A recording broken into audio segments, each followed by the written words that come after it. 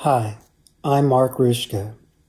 Welcome to my 9th video that attempts to educate the viewer of the existence of an advanced Ice Age Caucasian culture who trekked to the center of what is now the North American continent.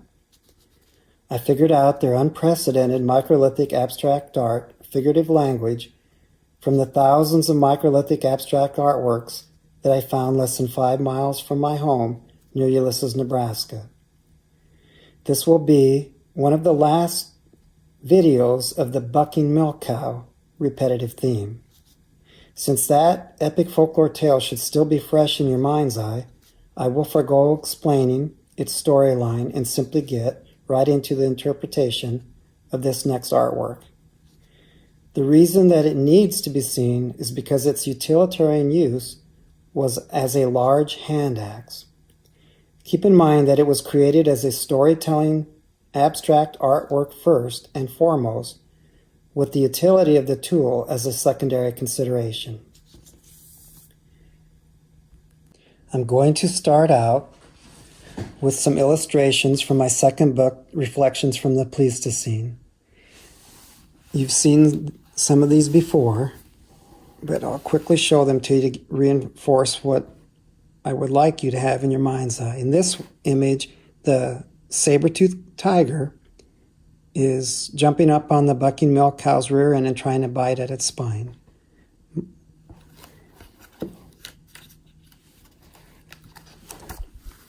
Here's another image that I just want you to get into your mind's eye. Zoom in on that saber-toothed tiger's face, and you'll realize that they actually look a lot like Bengal tigers.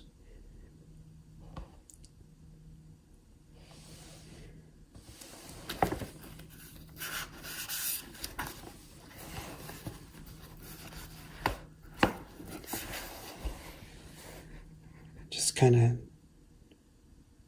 burn it into your mind's eye. He's looking at you from further away.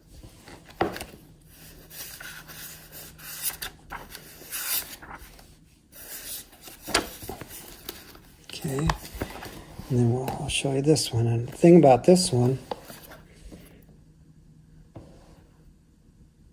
he's lurking in the tall swaying prairie grass, and Grandma's yelling down at her lead hunter-herder son to look further out in front of him, where she swears she saw a lurking big cat.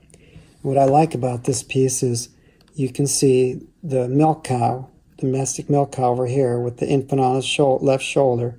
Mom would be behind the lead mammoth's right foreleg. Okay.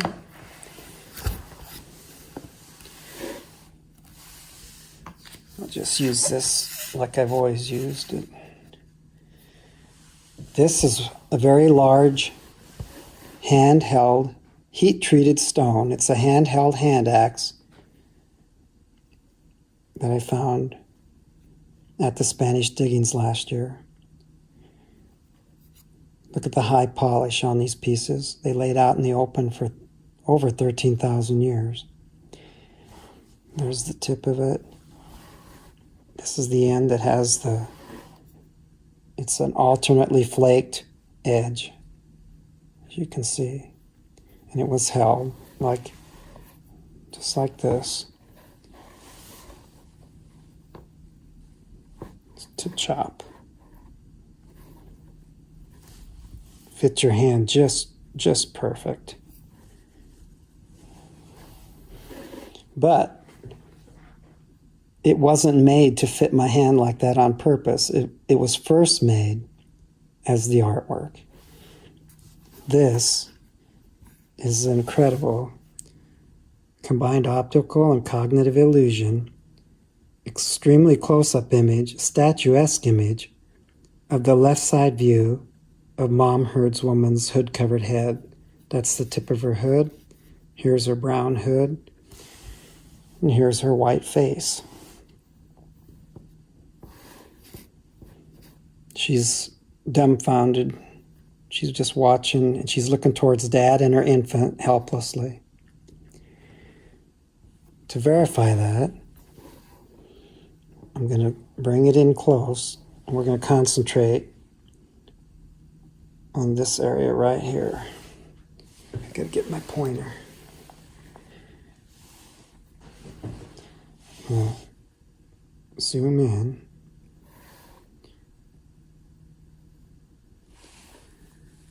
I can't find it.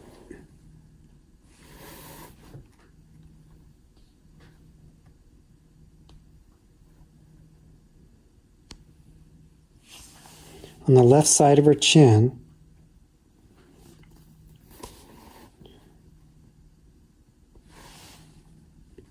right here. This area right here, right, all this right here. This was white, and they rubbed down to make a snapshot image. And that image is actually the front right side view of Dad's face, and I'm having a very hard time getting in on it. It's the light. It's reflection. When there's there I'm coming in on it. It's the reflection. It's the front right side view of Dad's hood-covered head that's reflecting off of Mom's chin as she looks towards him. Now, I'm going to try to get in even closer.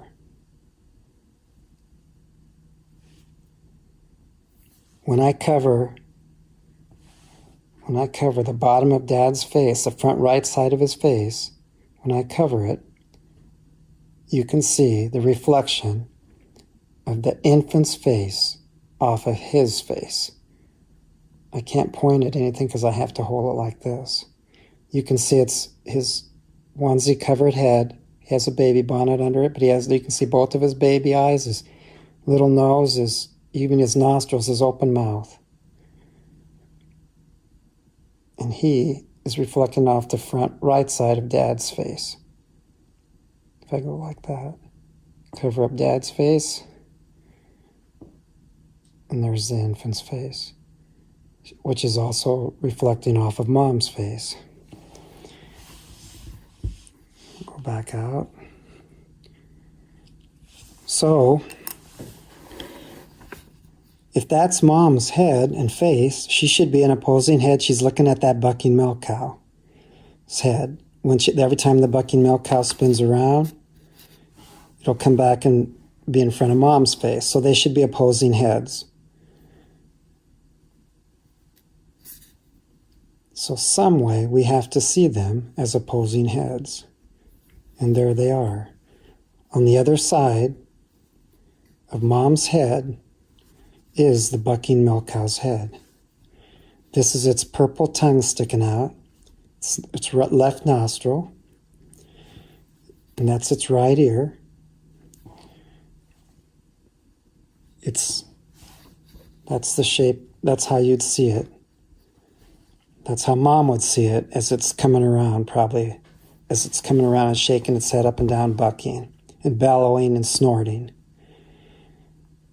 And to verify it again that is a bucking milk cow's head, that's an opposing head to Mom's face, is we'd see her, so say the bucking milk cow, actually, this is the image. It's this image. This is the right side up. That's its laid back right ear down. This is its purple tongue, its snorting snout, its chin, its bellowing and bucking. And as it goes around in front of Mom, you see opposing heads again. And this time we're seeing the rear left side of Mom's face. A statuesque image of her face. That's her nose. The bucking milk cow's laid back right ear is now Mom's nose. Her eye, her chin, her mouth. She's dumbfounded. Her hood-covered head. They're in each other's heads. They're sharing the backs of their heads. They're looking straight at each other, and they both see each other. At the angle that you see Mom the best is how she sees the bucking milk cow's face. And the bucking milk cow would be seeing her like that. That's how the abstract art works. Now, if the bucking milk cow went like that And through its tossed its head up in the air like that, somebody else is reflecting. There's Grandpa. That's Grandpa's bearded face, his nose. Let me get my pointer. That's his sunlit white face reflecting off the right cheek of the bucking milk cow's face. That's his eyes, nose, his bearded white face has got a hood over his head. But the reason this was created was to bring out another image. I'm hoping, and I'm going to have to zoom in by just bringing it forward, or maybe I can hold it this way. I want to show you an important microlithic reflection image that's also besides Grandpa.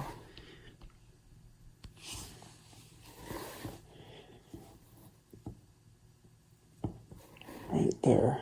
Right under Grandpa's beard is the front view of a saber-toothed tiger that looks like a tiger. That's why I wanted you to burn those images in your mind's eye. Here's its upright left ear. Let's try to show it again. Once you focus on it, you won't lose it. Gotta get my pointer. That's his upright left ear, right eye, left eye, cat nose, left eye, mouth. That's his face right there. There, you can see him better. Now watch. You gotta pull away. If you have that burned in your mind's eye,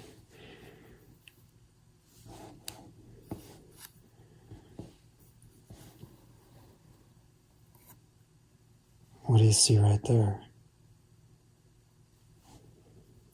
That's that very same tiger.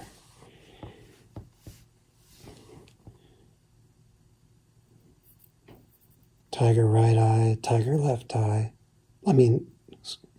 Tiger left eye. This is the right eye. Left eye. See the tiger nose, snout, and look at the etched out right fang that mimics the cognitive illusion left one. His left ear, his right ear. You're seeing a reflection of him, just like you saw right there. If you could zoom in to that image, you would see it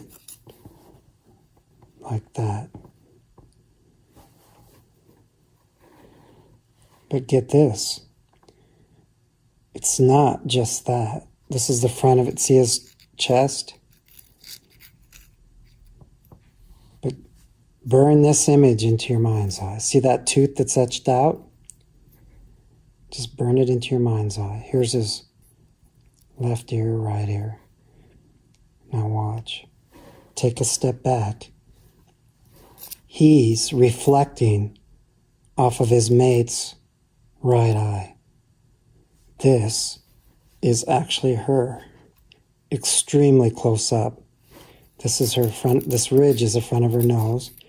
That's her right eye, laid back left ear, top of her head, snout, and the other side of the bucking milk cow's tongue, his purple tongue, is that etched out right fang. That etched out right fang is now here. It's as if you could zoom in and see closer up by simply taking a step back and viewing the whole thing. And then this looks like Mom's white face again with her mouth wide open. Either way, it's a true predator-prey microlithic abstract artwork because the tiger's, saber-toothed tiger's right fang is also the bucking milk cow's purple tongue that's sticking out. And they're tongue to tongue, which means they're face to face. They're sharing one side of their head, and they're in each other's heads as a predator-prey.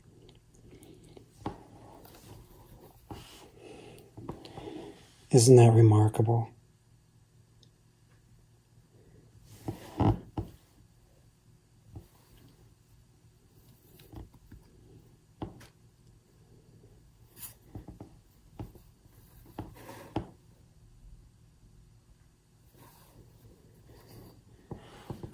Just remarkable.